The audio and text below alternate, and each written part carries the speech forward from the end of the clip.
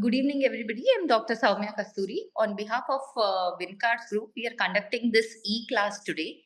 The topic being basics of pediatric cardiac catheterization along with hemodynamics and basic angiograms. The topic will be discussed by Dr. Deepa. She is the additional professor from Chitra Institute of Medical Sciences. And the panelists are Dr. Snehal Kulkarni from Fortis Hospital, Mumbai, and Dr. Anand Subramaniam from Jaideva Hospital, Bangalore.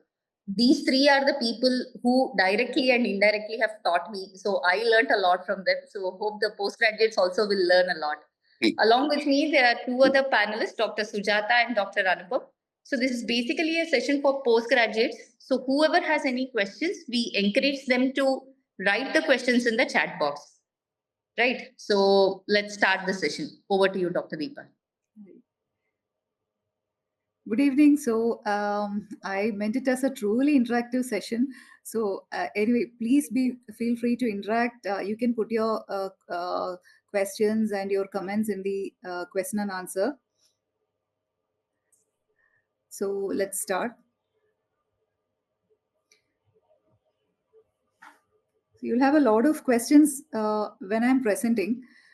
Basically, it was, as I mentioned, it was meant as a interactive session. So let's just start off with the basics of angiography in doing cardiac catheterization in the pediatric age group. So some basics, we should always go with an idea of limiting contrast as much as possible. So ideally, we should limit to 4 ml per kilogram per cath. Maximum, we can go up to 7 ml per kilogram.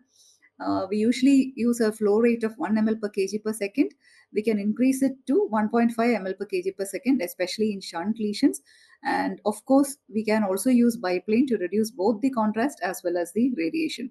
So just coming to the usual routine views that we use in... Deepa, can I just interrupt you for 1 minute? Yes. Like Asbini, it's a good thing like you mentioned about the contrast. One of the practice we do is sometimes we dilute the contrast, because in a small 4 kg, 5 kg, the contrast total cannot be more than like 25, 30 cc's.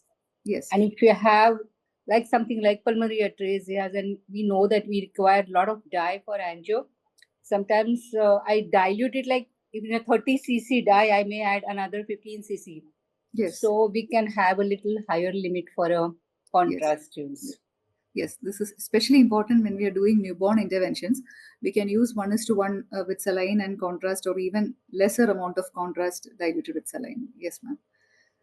So these are the views that you have to remember, that when we are trying to profile a ventricular septal defect, whether it is for device closure or to help the surgeon in finding out where the VSD is.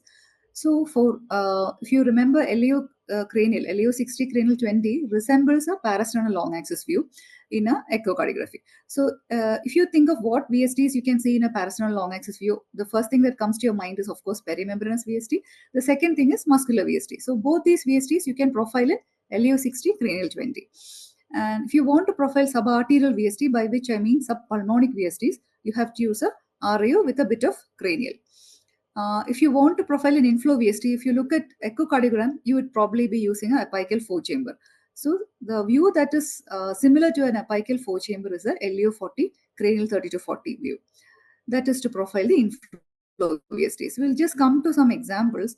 So this is an LEO 60 cranial 20 view, where you see the dye is being injected, the catheter is being passed through the descending thoracic aorta into the ascending aorta into the left ventricle, and you see that the dye is being injected into the left ventricle. Of course, when you do an angiogram for a large VSD, you have to use more contrast and you have to use more volume, more speed. So flow rate. So if you see aortic valve, so this is to the slide then. Yes. So by the direction of the dye that is flowing from the left ventricle to the right ventricle, we can see what part of perimembranous VSD we are actually visualizing.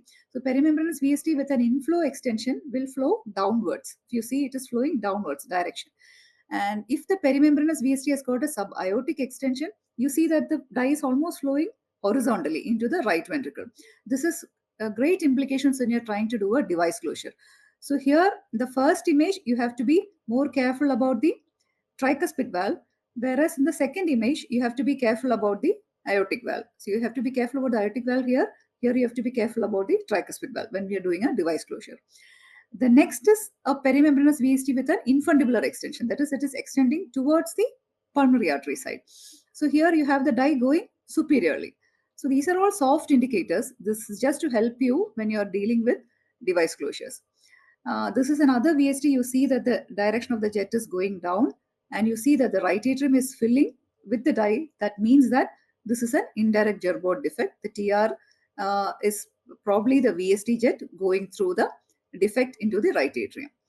The next one is a perimembranous VST, which is partly closed with the septal tricuspid leaflet. You see the aneurysm formed here, and the dye is again going down.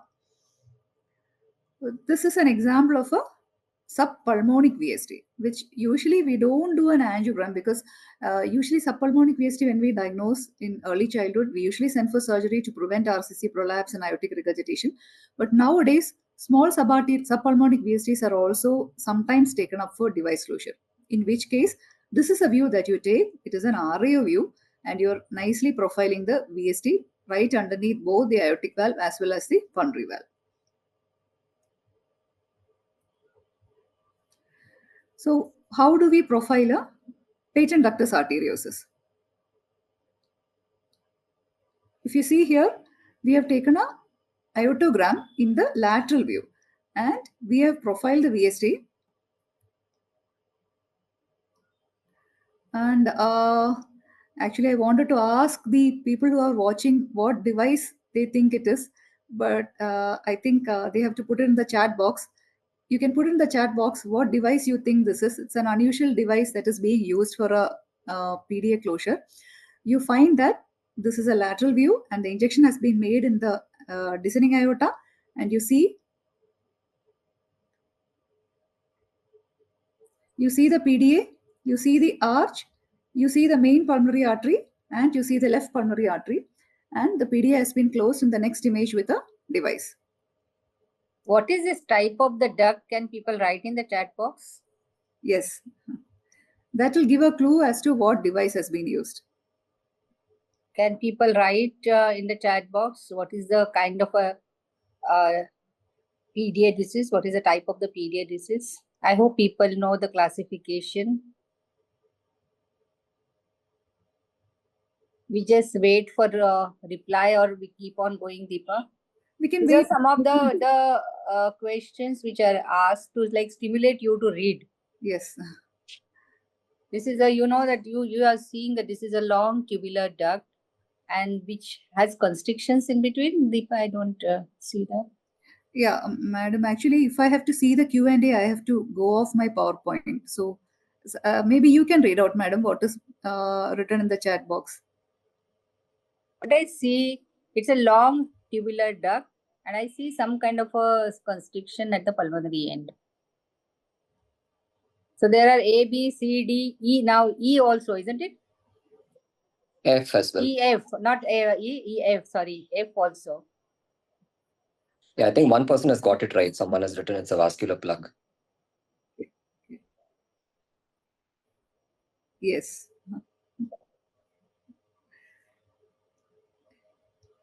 Okay, so this is another PDA. So sometimes lateral view may not be enough. We may have to do a RAO view also, especially if you're if it's a very large duct, you're not clearly profiling in the lateral view. Another indication is when you want to profile the aortic end of the duct, we can do an RAO view. So lateral view gives a clear idea about the aortic end as well as the position of the LPA, the size of the LPA. But if you want a much clearer view of the arch of the descending aorta, you can do an RAO view also. So this is a very large PDA, which was subsequently closed with this device. Can anybody guess what device it is?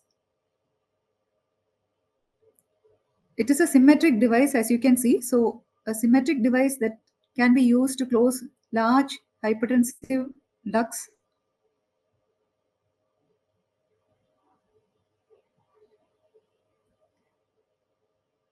Anand, if you can see the Q&A, I am unable to see it actually. Yeah, I don't think there are answers for this yet. Okay. But I see that the Q&A is disabled. Somebody has written it's disabled. I don't know. Okay. No, we are able to see what they are writing, so they can write. Okay. Scammy person, can you ensure that the question and answer is not disabled? Yes, Dr. Sujata, the Q&A is visible to me as well. So this is a large muscular VSD device that has been used to close a PDA. This is what we resort to when we have a large hypertensive duct. Basically, it should be a conical duct. And then coming to other angiograms, so when you want to profile a pulmonary valve, when you want to do a balloon pulmonary valvotomy for a severe pulmonary stenosis, or you want to do any other pulmonary valve interventions, the two angiograms that you take are one in the epicranial view. The second view is the lateral view. So if you have a biplane, you can get both angiograms in one go. So if you can see the white shadow here, that is the doming, thin, compliant pulmonary valve.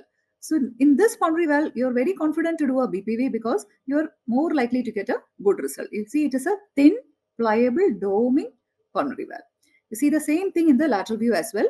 You see this pulmonary valve is doming and you have a post-stenotic dilatation of the main pulmonary artery, which is what you expect in a normal pulmonary valvular stenosis.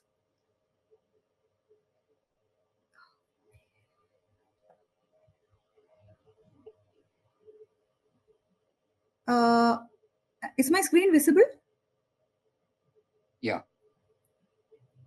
Okay. Sorry, that's why I went off screen.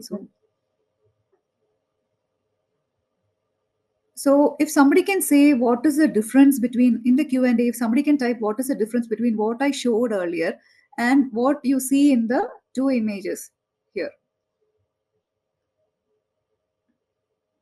There are a lot of differences between the image that we saw earlier and the two images that we see here.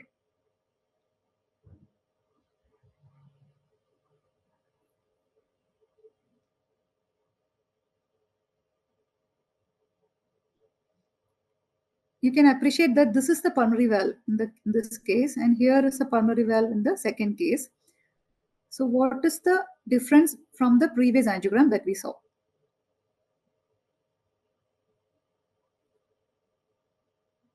One person actually said in the infundibular, that is Yes. probably the first one is correct, but other ones they are Yes. saying no significant post-stenotic dilatation, and someone said the pulmonary valve. I think Dysplastic is what they wrote. Yeah, okay, that's good. So you're correct. It is a severe infundibular stenosis. You see that the pulmonary valve is not so doming as previously. So probably there is no valvar component to the pulmonary stenosis. There is only a severe infundibular stenosis. Here you see that there is no post-stenotic dilatation. That itself should give you an idea that it is probably not probably a dysplastic pulmonary valve. You see the leaflet thickening is not very visible, but what is very apparent is the supravalvular tethering. You see that the valve is tethered on the superior aspect in the MPA. So this, you are unlikely to get a good result for both these cases. Of course, the first one is primarily surgical. The second one, it's a dysplastic valve, and you may not get the good result that you get from a pure valvular pulmonary stenosis in a non-dysplastic valve. So if anybody can tell me what in which condition you get a dysplastic pulmonary valve, and what is the ECG finding in that particular condition?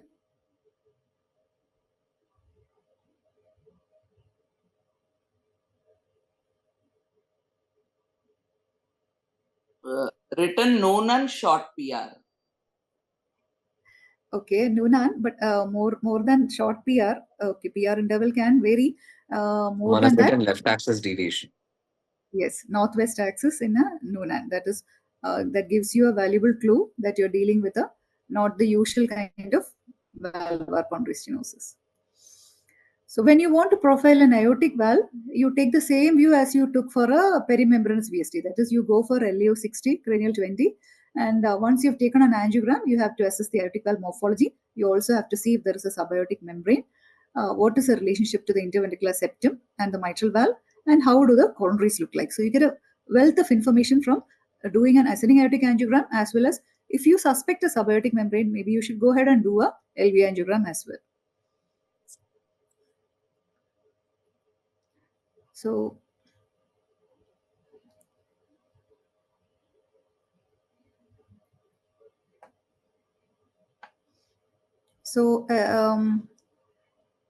can somebody enumerate the findings that we see here?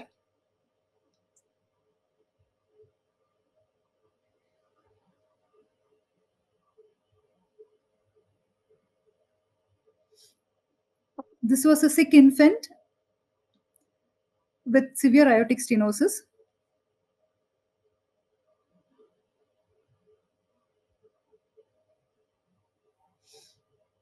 In fact, I think it was a newborn. So shall I go forward, or shall I wait for somebody to answer in the chat box? You answered bovine arch. Yes, very good, very good. Somebody noticed the bovine arch. Yes. Anything else? Doming and reverse doming BAV with post-stenotic dilatation. Severe AS interrupted arch. Bicuspid valve with Prussian helmet. Yeah, it's not interrupted. You can see a PDA because somebody had started prostaglandin for a duct dependent systemic circulation. This prostaglandin was probably what was keeping the baby stable while we are doing the procedure. You can see the PDA open and the PA filling. You see there is mild arch hypoplasia as well, and as noted correctly, there is a bovine arch. The valve is not at all opening well. It looks eccentric. Cannot be very sure about that. And you can see 2 coronaries from 2 sinuses. And the aortic arch interruption, we can't expect it. The catheter is gone from below across to the arch of the aorta. Yes, yes. We've gone retrograde. So when you want to profile an LPA, we can always remember LPA is LO view or lateral view. And RPA, if you want to profile, it is usually RAO view. And you can give varying degrees of cranial inclination as well. If you are unable to profile in plain LAO, you can always give some cranial inclination. So if somebody can describe from where the angiogram is done and what are the findings?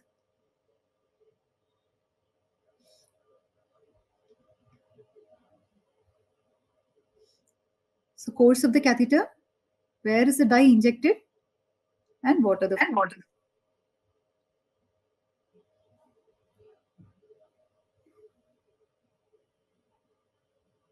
VT shunt there. VT shunt, someone says. It is coming from the neck. So I don't think that's the right answer. Yeah. No, but subsequently they said the Glen also. Yeah, okay. So, in fact, you can see the dye filling the SVC, filling back into the SVC. So this is a bidirectional Glen where the right SVC is connected in an end to side manner to the right pulmonary artery. And where is the catheter tip? If you notice carefully, can you see where the catheter tip is?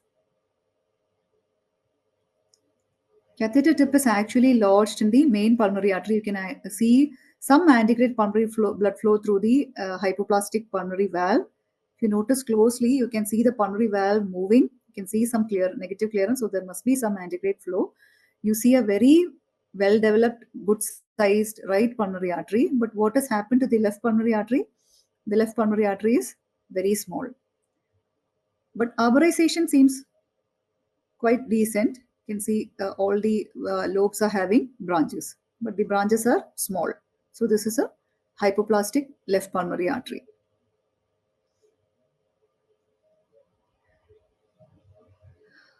This is a what view? This is a lateral view, and this is a child who has undergone unifocalization.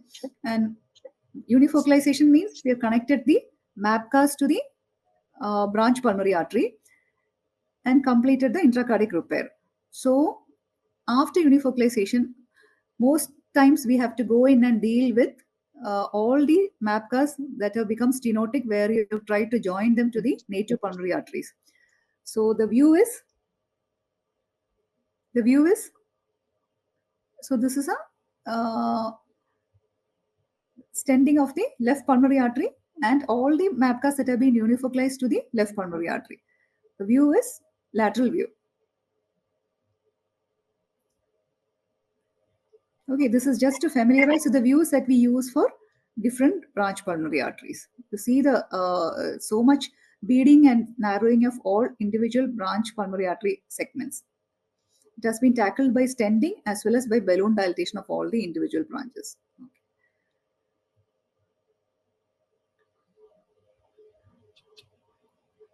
Would anyone like to comment on this angiogram?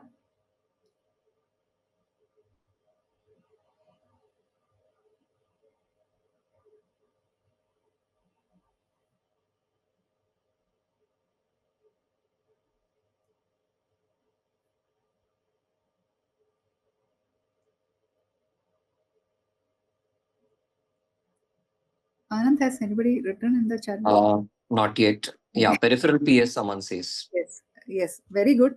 So what we notice here is that it's a worst kind of peripheral PS where the main pulmonary artery is small, the right pulmonary artery is small, the left pulmonary arteries are small, and all the segmental branches are small as well. So this is the worst kind of peripheral pulmonary stenosis. Both branch pulmonary arteries, segmental arteries, as well as the main pulmonary artery is small. So this is a right pulmonary artery angiogram. What is seen here? It's a very rare anomaly. We have passed the catheter from the IVC to the femoral vein IVC, right atrium, right ventricle to the RPA, and we are taking another check angiogram with a pigtail. And what are we seeing here? Something has been closed. Some communication from the right pulmonary artery has been closed. So any guesses to what it is? Non-committal answer. Fistula. Fistula, someone has written.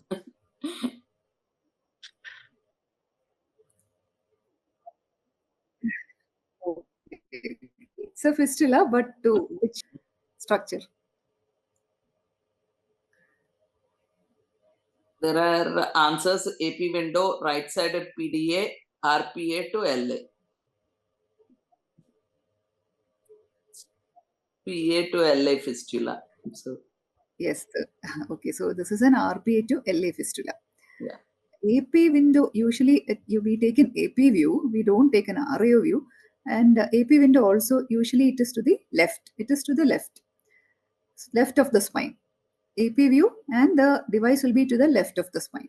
So here it is coming from the right pulmonary artery, and it is, of course, the most obvious answer is RPA to LA fistula.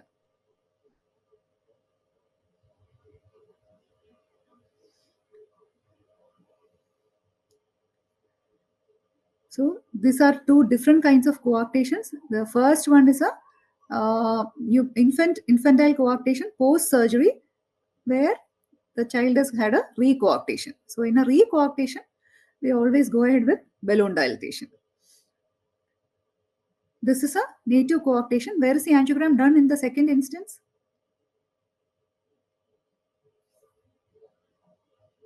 How is where is the catheter passed?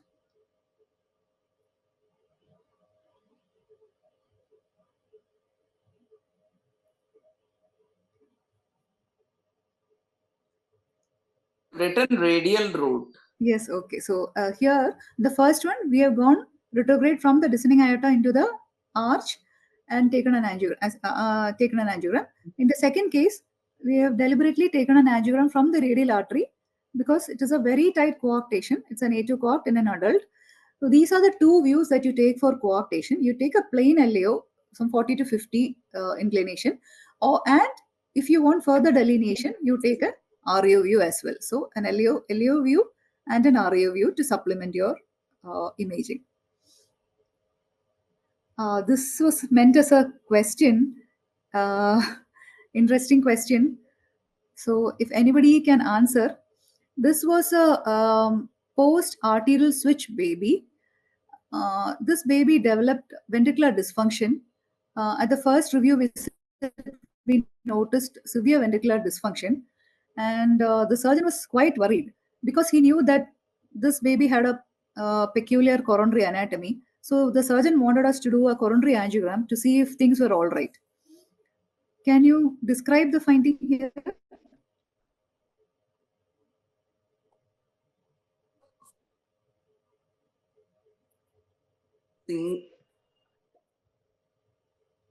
Single RCA.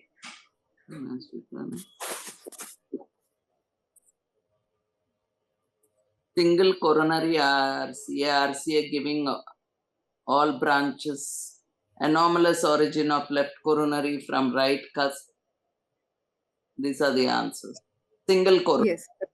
Okay. Single coronary. It is a single coronary. So how do we identify which is which? The anterior-most one, this is a lateral view. So the anterior-most one close to the spine is close to the sternum is the left anterior descending. The next is the right coronary artery, and the one that goes posteriorly is the left circumflex. So left anterior descending, RCA, and the left circumflex. So you can see a beautiful single coronary artery. So it was not a coronary issue, it was a pump issue. Now, when we do interventions in the newborn, we have to go in and do things very urgently, especially when you're dealing with a PDA stenting. So always we have to decide where the PDA is coming from. Especially in a PDA stenting, you have to know the anatomy of the PDA, and you have to be prepared to go in and do angiogram in a definite view. Even prior to taking puncture, you should be ready. Okay, so if you have a PDA coming from the base of right innominate, it looks much like a BT shunt, and you have to go from the femoral artery axis and take an AP view. AP view will more clearly delineate the PDA insertion into the branch pulmonary arteries with maybe a slight cranial inclination. So an AP view is usually used for a PDA coming from the base of the right innominate. So this is the PDA, and you have the branch pulmonary arteries nicely connected to the PDA. When you have a PDA coming from the DTA, like the PDA that is seen in a pulmonary artery, say intact ventricular septum, I hope you can see the stent here. The view that you take is a lateral view, like for usual PDAs, like you do for an usual PDA before device closure. The same view, you can take a lateral view as well as you can take an RU view to complement it. You can see that the wire has been passed through the PDA, it has been stented, and the check angio is showing that the stent is flowing well. Now, the most common PDA that you find in a pulmonary atresia VSD situation is that coming from the undersurface of arch, where you have to go via axillary axis. And here you have to experiment with views. You have to use either some LU view or a RU view to delineate the PDA. When you want to deal with pulmonary vein imaging, initially you can start off with AP. Whichever pulmonary vein, you start off with an AP view, and if you want to see the left pulmonary vein, you go to LAO or lateral. If you want to see the right, can you see the left lower pulmonary vein being injected? And you see that there is a narrowing at the entry point of the left pulmonary vein into the left atrium. And you are confirming that with another view. Here we have taken a lateral view, and you're confirming that there is actually a stenosis where the lower pulmonary vein is entering into the left atrium. Similarly, for a right pulmonary vein, you start off with a AP view. What injection have we done here, which is different from the previous angio that I showed?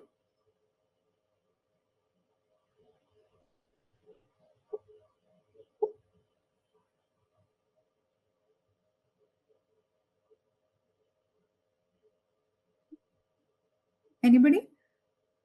You see, it's an RP injection. One person has written. No, but okay. I read correctly, wedge injection. Wedge injection. Yes, it is a wedge. Yeah, it's a wedge injection. Whereas in the previous one, we have entered through the ASD into the pulmonary vein directly. Whereas in this angiogram, you see that we have gone through the pulmonary artery and taken a wedge angiogram to delineate the pulmonary vein. So initially the right pulmonary artery is filling, then the right pulmonary vein is filling. And we have taken one more view to delineate the right pulmonary vein entering the left atrium. There is a mild narrowing at the entry of the right pulmonary vein into the left atrium. This, I think it is very commonly asked in exam. That is why I kept this angiogram.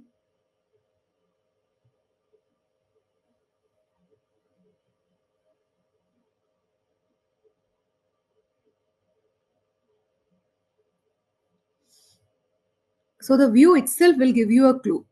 We have taken the angiogram in AP view, which we hardly ever do in a to delineate any VSD or any We have got quite a few right answers here. CCTG is what most of them have written. Yeah, okay, that's good. So AP view will give you a clue that the septum is vertical, and that usually happens in a corrected TGA. So you can see that the IVC is draining into the left ventricle. Left ventricle is getting connected to the pulmonary artery. So AV and VA discordance here. The aorta is going into the right ventricle.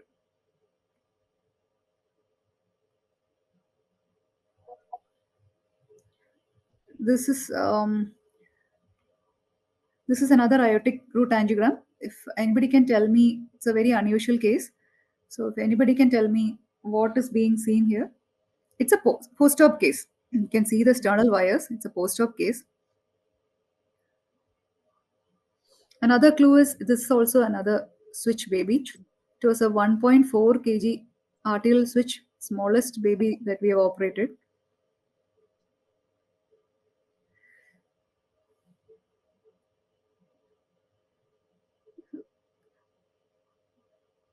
Shall I go ahead? I think quite a few clues were given already. Yeah.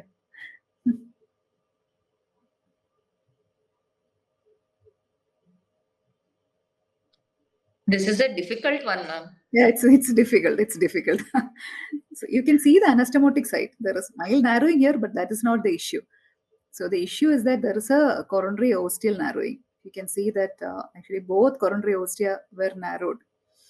This baby we couldn't salvage. It was a 1.4 kg baby, and this baby came back after 6 months of switch with significant ventricular dysfunction due to coronary ostial narrowing.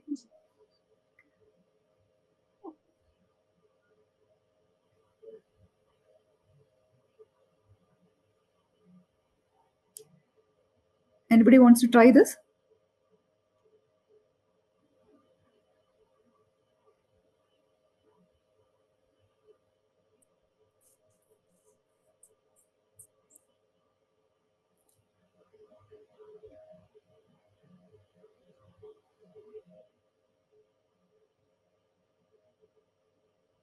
Someone's an absent pulmonary valve. And actually the annulus is quite big, so it is not an absent pulmonary valve. In an absent pulmonary valve, the annulus will be very small. What I meant to show was that it is a very thick and dysplastic valve. You see that it is not at all doming. It is kind of stuck onto the annulus. The valve leaflets are not at all moving, and you see the thickness of the valve when compared to the previous one that I showed, where you had very thin, pliable doming valves. This valve is not at all doming. In fact, it is hardly moving. It's a very dyspulmonary valve. Now coming on to some tracings. So some things that you need to check for in cath lab when you're doing procedures.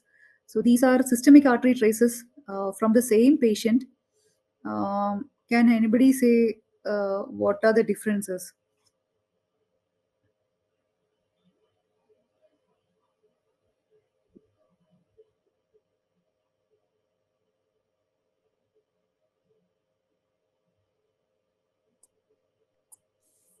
It's quite simple that we see every day when we are doing procedures. We see this, we note this, and I mean, we should note this. It's a normal phenomenon. They've written proximal aorta and femoral tracing. Exactly. So this is peripheral augmentation that you're seeing. So it is not that the suddenly the tracing has changed. So this is from the ascending aorta, and the spiking is due to the peripheral augmentation. You see a nice dicrotic notch also in the peripheral artery. The difference is that it is due to pressure pulse transmission, and there is a pressure wave reflected from the periphery in a femoral artery trace.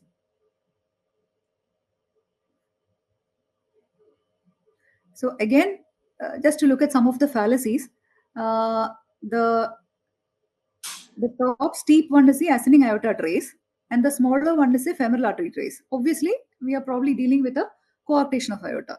So what are the fallacies when you look at tracing from ascending aorta and femoral artery in a coarctation of aorta?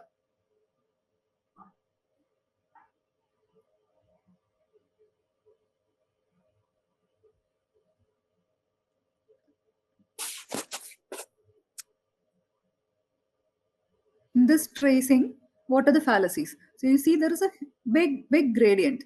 So is it correct, or is there something that you should think of?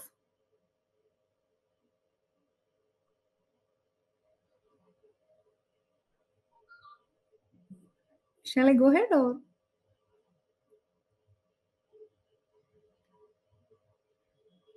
No, we didn't get any answers. Okay, so there is a fling, catheter fling in the ascending aorta. You see this is so steep and narrow and it is looking abnormal. So then you should always suspect there is a catheter fling. Okay, you should get your catheter in a better stable position to avoid the fling. Also, when you if you don't take pull back and you depend on ascending aorta and femoral artery tracing in a coarctation, you should remember that there is always peripheral augmentation of the pressure in the peripheral artery tracing.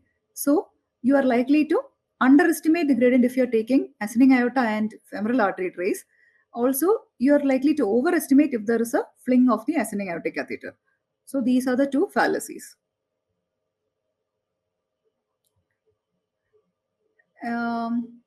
Is it too tough? Can anybody analyze the right ventricle and femoral artery tracing in this patient?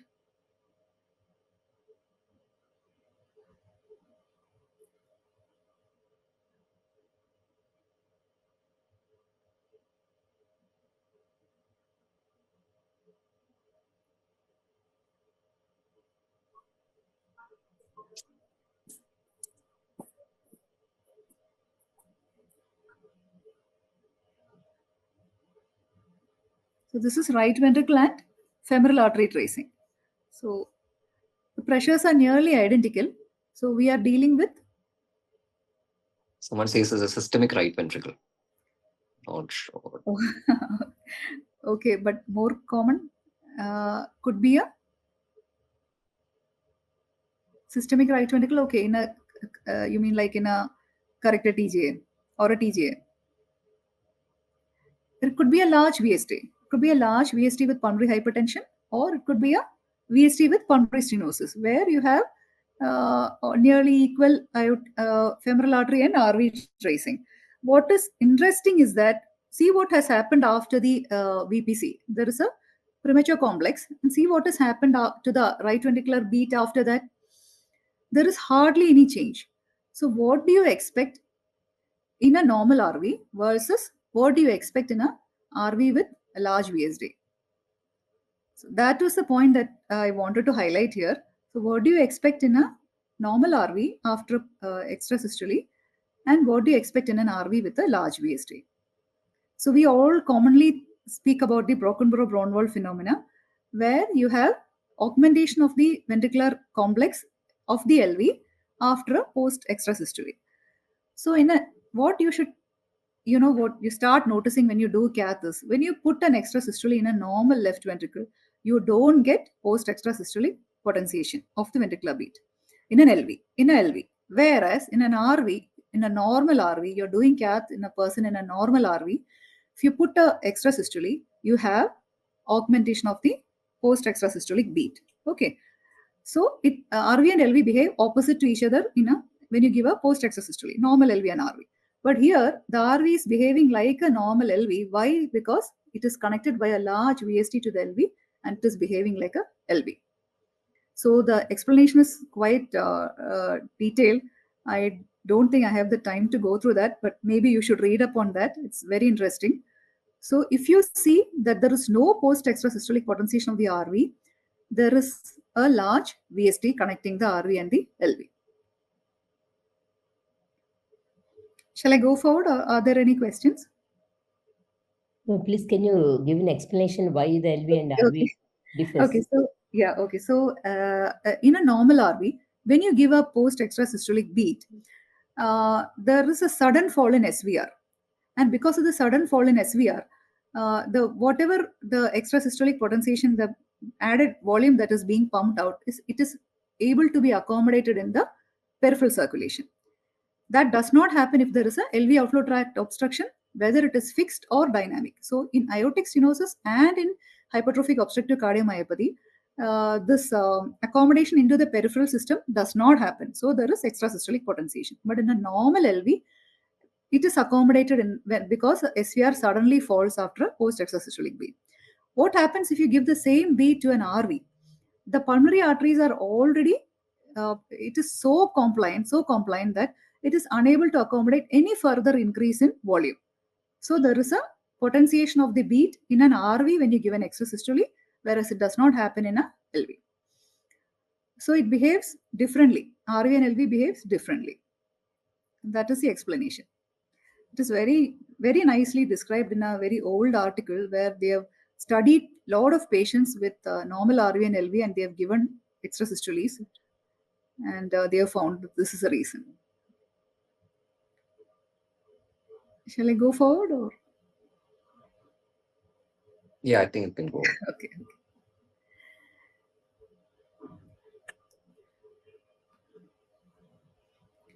Again, you see RV, there are two RV tracings. Both are systemic or even suprasystemic. But the tracings are very different in both of them. So can anybody say what is the difference between tracing 1 and tracing 2?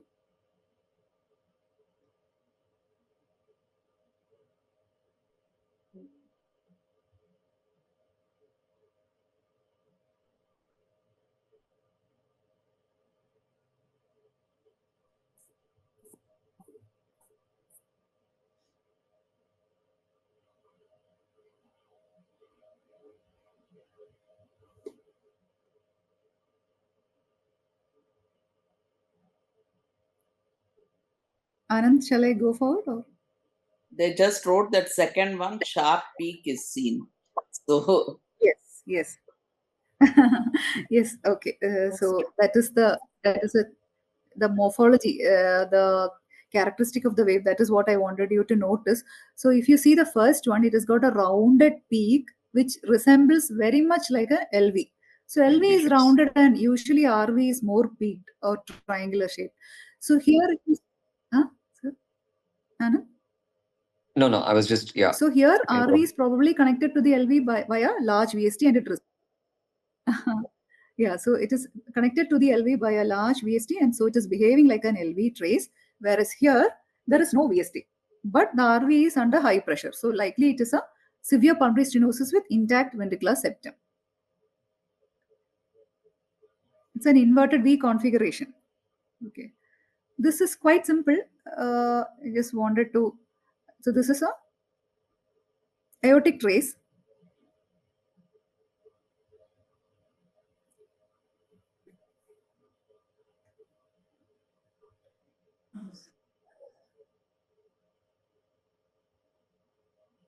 What are the differential diagnoses?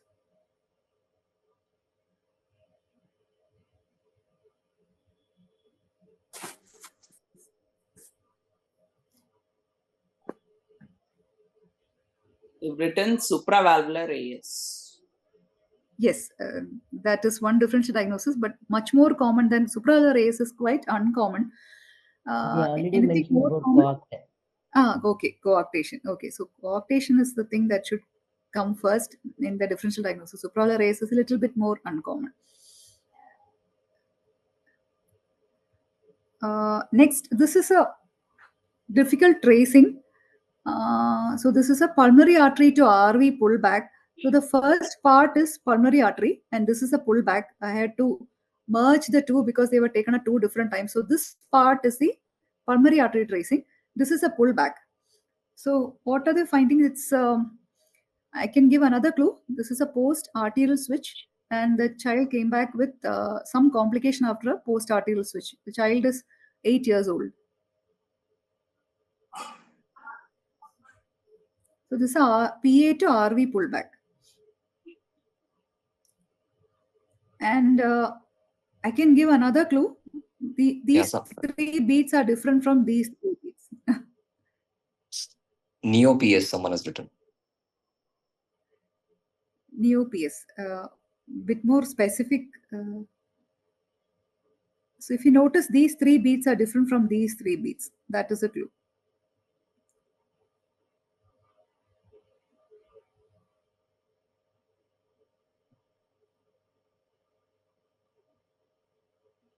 Shall I discuss? Yeah, I think we're not getting any answers. Okay. So this is the pulmonary artery tracing. And when you pull back, these beads, you have to notice that these are the venturi. So this happens when a catheter is passing through an obstruction. So what are the characteristics of a venturi? The systole is same as the bead prior. You have a concavity in the systolic part. Then the diastole dips very far below the from the previous bead. So you have a same systolic peak. You have a concavity in the systole, and then you have a diastole that dips very low down. So that these are the characteristics of the venturi. And after the venturi, what you see is suddenly the systolic pressure has gone up. But what has happened to the diastolic pressure? It is still remaining the same. So it is not touching baseline. And if you look carefully, you see a dicrotic notch. So by all these clues, you realize that you have not yet reached the RV. So from a distal PA, you have come to a proximal PA, which is high pressure. So you're dealing with a peripheral pulmonary stenosis or a MPA stenosis, which is obviously the case because this is a post-arterial switch and you have probably have a anastomotic site narrowing. Then the last three beat, you have come from the proximal PA into the right ventricle. So how would you identify this as right ventricle? Is that now the dip diastole is touching near zero.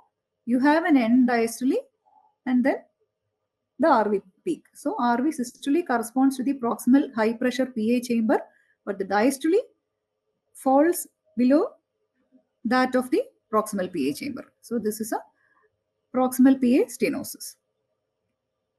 Deepa, this, I think almost exact same figure is given in Morse, madam. Yeah, Deepa, I have the same doubt actually. If you see these both the tracings, hardly any difference because if they could be elevated right ventricular end diastolic pressure also. So you are saying the dicrotic notch. Yes. Is there any other differences like to really distinguish? Yes, ma'am. Diastole actually is come down. Diastole is actually come down. Diastole is 10 in these three beats, but here it is almost like coming towards zero in the last three beats. So you still have the ventricularization. Yeah. So I think that's. So dicrotic notch you can see in the descending limb of the PA, whereas you see the A wave in the ascending limb of the RV. So these are the two clues. In fact, nearly identical tracing is given in Morse-Adams in the peripheral PS section. So I think it's very nicely described in Morse-Adams that almost identical image is given in that. Shall I go forward, madam? Yes, madam. So I thought I'll just quickly sum up on, I just have 10 more minutes. So just quickly sum up on some of the hemodynamics that we do in cath lab. So how do we detect a left to right shunt? Any single sample, 7% step up from SVC to RA, or a 5% step up from RA to RV, or a 4 to 5% step up from RV to PA qualifies for a left to right shunt, and a step down from PV to LA or LV to systemic artery counts as a step down of 3%. So this is I think most of you know that these are the formulae that we use to calculate QP, QS, effective pulmonary blood flow, effective systemic blood flow, left to right shunt. These are the formulae that we use. And so just a very simple example. Can anybody, very simple example, it's a left to right shunt. Can anybody identify where the shunt is?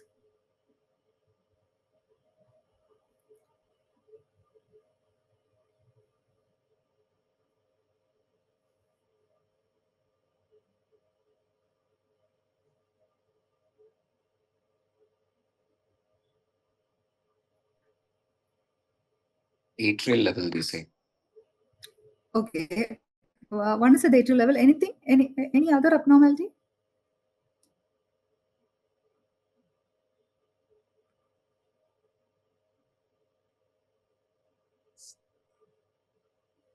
Is there any step up anywhere else? So you have a further step up from RA to RV as well. So it should not be taken up by just one step up. We should always continue to see if there is any further step up from in any of the chambers. So here you have a 10% step up from mixed venous to right atrium, signifying a atrial level shunt. We have a further 10% step up from RA to RV, signifying a ventricular level shunt. So this patient probably has a ASD as well as a VSD.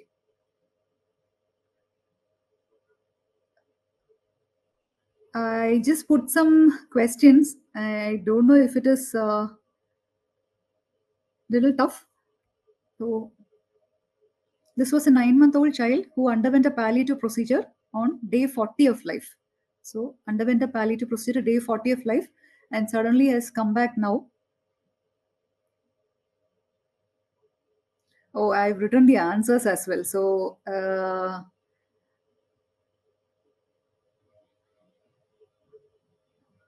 so you see, the thing that you should notice when you have any CAT data of a cyanotic heart disease is what is happening to the aortic saturation. So there is aortic desaturation. Then you have to look at the PA saturation. See if the PA saturation is same, more than the aortic saturation or reduced. So here you find that it is somewhat lower than the aortic saturation. So if you have a PA saturation that is more than the aortic saturation, you are dealing with the transposition physiology. If you have the same saturation as that of the aorta, PA and aorta same, you're probably dealing with an admixture physiology. And if you have a PA lower saturation than the aorta, probably it is a reduced pulmonary blood flow situation. So now you have a probable diagnosis. You have a reduced pulmonary blood flow. Aortic saturation is 85%. Now you see what is happening to the, where is there any step up anywhere? So SVC saturation is 64. There is no step up at RA. There is no step up at RV. But there is a step up at PA. So you already have a clue that child has undergone a palliative procedure on day 40 of life. Then you have a step down from LA to LV. So what could be happening? From LA to LV, there is a step down. So there is probably a large ventricular septal defect that is streaming bidirectionally, causing some desaturation in the left ventricle. Now you look at the pressures. Pressures, right ventricle and the left ventricle are nearly same. And you have a huge gradient between, 76 gradient between the right ventricle and the pulmonary artery, which signifies a pulmonary stenosis. So you put it all together, you have a large VSD shunting bidirectionally with a severe pulmonary stenosis, and you have some palliative procedure that is causing some saturation or hike in the PA. So that is probably a BT shunt. Any questions?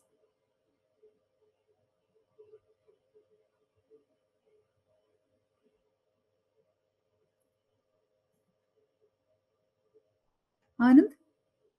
No questions yet. Okay. So I think shall we Someone wanted to close explain the effective pulmonary blood flow. Effective pulmonary blood flow.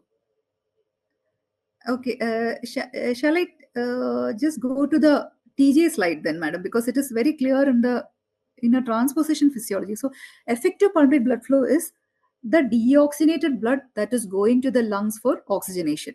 That is effective pulmonary blood flow. And effective systemic blood flow is the oxygenated blood that is going to the body without shunting.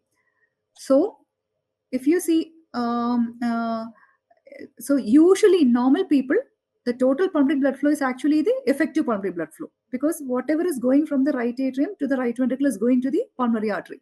There is no left to right or right to left shunting. So whatever is going through the pulmonary artery in a normal person is the effective pulmonary blood flow. Whereas if you have a left to right shunt, some of the blood, for example, you have a VSD. So some of the blood that goes to the pulmonary artery is shunted from the LV to the RV. That is already oxygenated blood that is going back to the pulmonary artery. So you have total pulmonary blood flow will be effective pulmonary blood flow that is coming from the right atrium, right ventricle to the pulmonary artery, plus the left to right shunt that is coming from the through the VSD from the left ventricle. Okay, so total pulmonary blood flow is any left to right shunt plus effective pulmonary blood flow. But in a normal person, total pulmonary blood flow is actually the effective pulmonary blood flow. So how does it differ in a TGA? If I can take 5 minutes, is it okay, madam? It's 8:27. Shall I just describe what is happening in a TGA or? Yeah, I think go ahead. Yeah.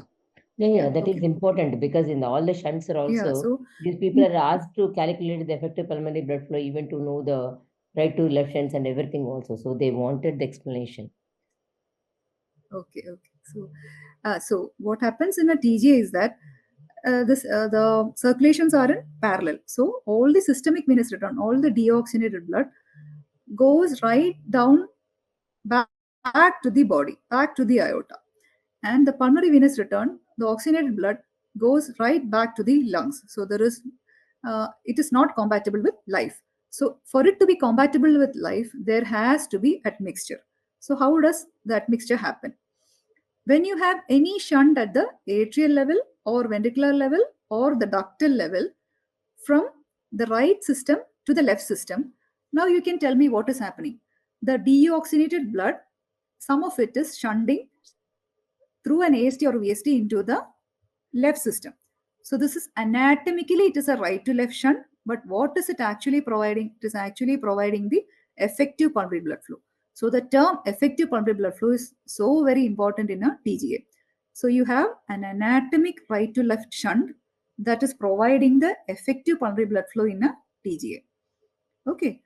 So effective pulmonary blood flow in a TGA is the anatomic right to left shunt.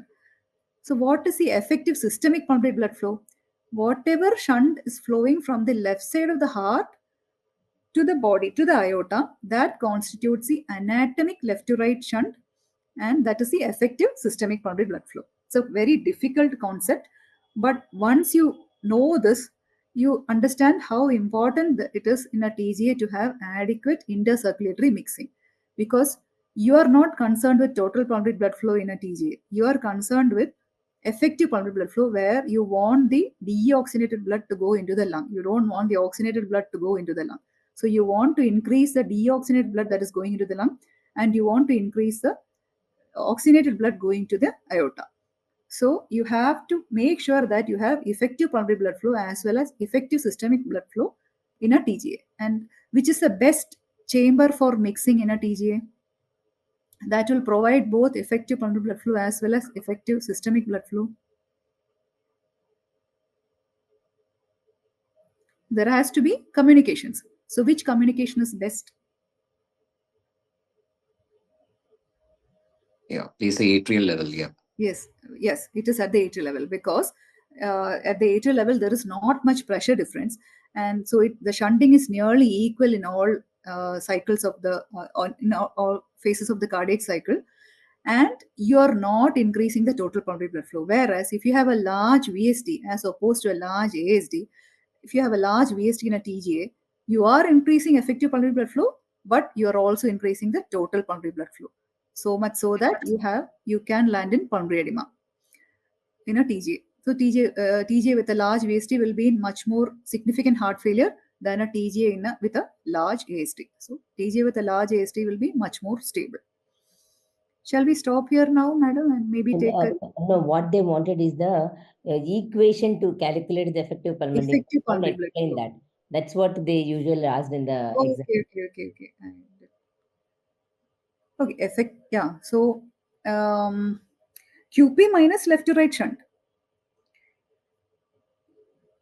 QEP. This is a pulmonary venous oxygen minus mixed venous oxygen. That is the QEP. Yeah, that equation they wanted the explanation. Yeah, okay. Because usually this is asked in all the left to right shunt cases.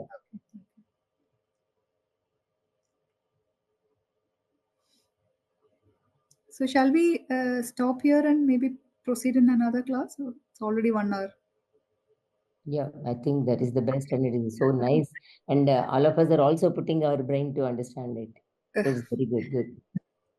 Madam, we can have a feedback, like whether it should be more basic than this, or whether we should... no, basic, always we start with the questions of the basic and everything, and we'll end up only talking about the basic. Yes. This type is better because each angio, but we have to take a little bit longer time than going a faster, yes, so that we can understand in a much better way. And if it is required, we can divide as a 2-3 classes also. But this presentation is excellent. Of course, few of the questions are at the very higher level. They may not be asked for the DM level, probably for the pediatric cardiologist they will ask, but it is worth discussing the concept. That is the most important.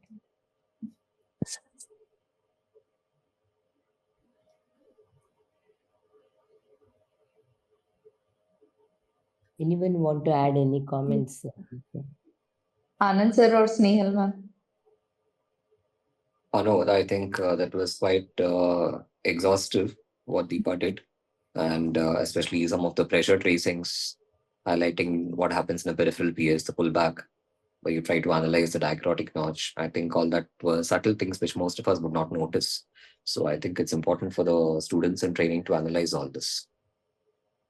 Yeah, but I think we need to have some more sessions. Yeah. And yeah. Maybe I should tone down.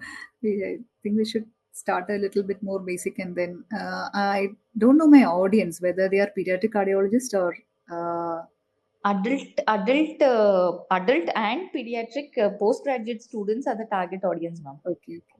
So I think that it's fine. I think they should be.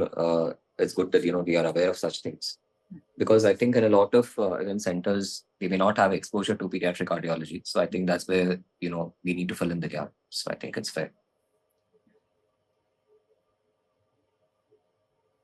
Snehal ma'am, anything you want to add, ma'am?